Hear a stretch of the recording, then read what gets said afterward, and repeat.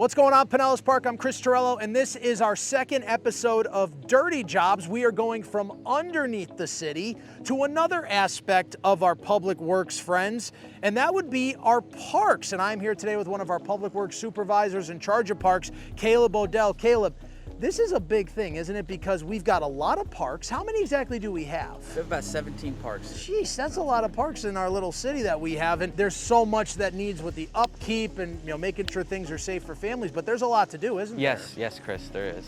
We have about 17 structures, all of them getting used every day, along with maintenance and inspections. They're getting sometimes vandalized. Our main goal is to try to find as many, if not all, of the hazards and try to fix them and resolve them. All right, cool. Well, let's get to work. Yes, sir. Thank you. We met up with Donovan Stevens, the city's only certified playground inspector, to see some of the ways in which he keeps our playgrounds safe for the community.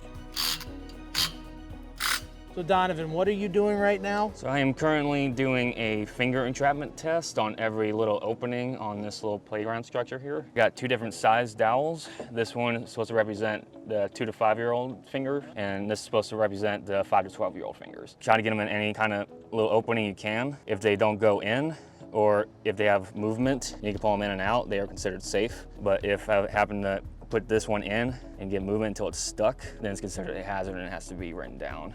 The city needs someone who's certified. Try to implement everything I learn in the trainings to use out in the field.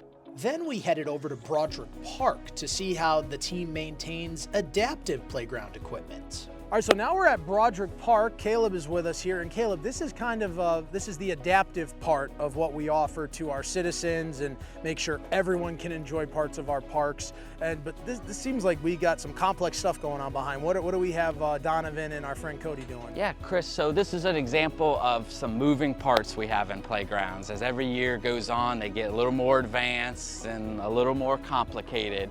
So this is kind of a zip line, essentially, for some of our adaptive residents. It requires greasing regularly to keep these items lubricated, moving smoothly, and prevent them from breaking. So this is another example of something that, this requires regularly lubrication points, him greasing these Zerk fittings. We do everything we can to prevent a part from breaking and changing it first. So he regularly checks this piece, and this is an example of where we close this piece down well before it ever became a danger. And we always appreciate our residents that have the patience to see that we're trying to do the right thing by keeping it safe and not having nobody near, even though we might have to have some down while we wait for a part to come in. So this is the only equipment that the guys feel safe with me holding.